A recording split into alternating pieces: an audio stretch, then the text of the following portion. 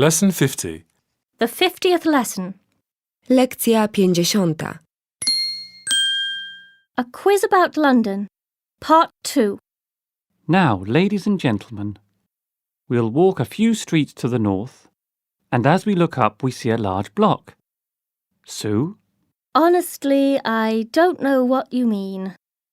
Most of the very tall buildings, you know, the skyscrapers I've seen, are either near Victoria Station or along the embankment or in the suburbs. Shame. You should remember the University of London, a huge building. Now let's walk down Charing Cross Road to Leicester Square, which is, Jane? It is Theatreland. It's not very large, but the whole district is full of cinemas, theatres and restaurants. Look at the lights, the advertisements, at the queue of people in front of this theatre. From here, it's only a few steps to Piccadilly Circus, where you can see Andy. A huge bright advertisement of Coca-Cola. Wrong again, you greedy boy. Turn your back on the advertisement and you'll see the most popular statue in England, right in the middle of the circus, the statue of Eros.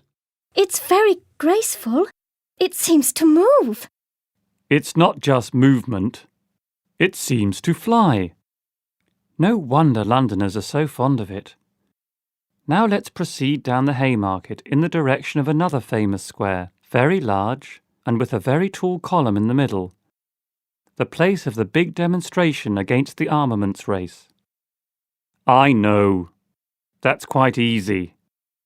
You mean Trafalgar Square with Nelson's column in the middle, bronze lions at his feet, quite a number of fountains, and a much larger number of pigeons and starlings. And what about the buildings round the square?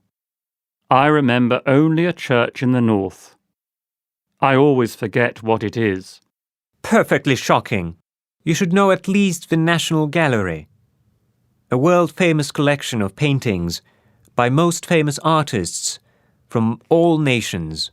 Entrance free, except on Wednesdays. Isn't that enough, Peter? Haven't we already seen the most famous sights of London? Now, Team B, do you agree? Oh, no. We've left out the Houses of Parliament along the Thames. They're comparatively modern. They were built in the 19th century. But they're situated in a lovely spot. The view of the houses with the Thames in front, the trees along the embankment and Westminster Bridge has become representative of the town. You mustn't forget Westminster Abbey, a magnificent example of English Gothic style. Let me go on. Inside, you will find the tombs or monuments of many great Englishmen, among others those of Isaac Newton, Darwin. In Poets' Corner, a statue of Shakespeare, the grave of Dickens. Yes, you're quite right. But it's getting late, really. Let's finish our tour. We started with the East End, crossed the city, and wandered into the West End. I suppose the tourists need a rest. What do you suggest, Team A? The top of the Telecom Tower. The view is magnificent. It's the highest restaurant in London. Certainly, but the prices are pretty high too. We can't afford them. I think a snack would be advisable, and a fast food restaurant would be the right thing. Team B can do better. Our guide might take us to Hyde Park, and so we could see a typical English park, have a rest in the open air and have tea there just as well. Good finish, Sue. Now, let me see. Team A has 4 points. Team B 6 points. Cheers for the winning team. You'll make good guides. When our friends come to London, you can show them round. Lesson 50. Exercise 4.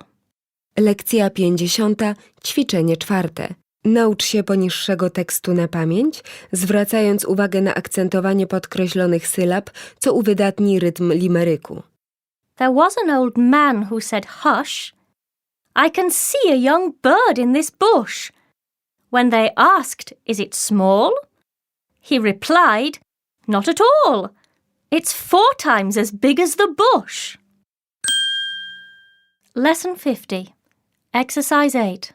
Lekcja 50, ćwiczenie 8. W następujących wyrazach podkreśl sylaby akcentowane, na przykład Something.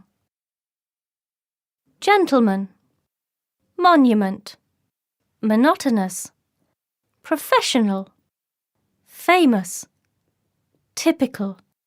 British. Collection. Finance. Waitress. Whatever.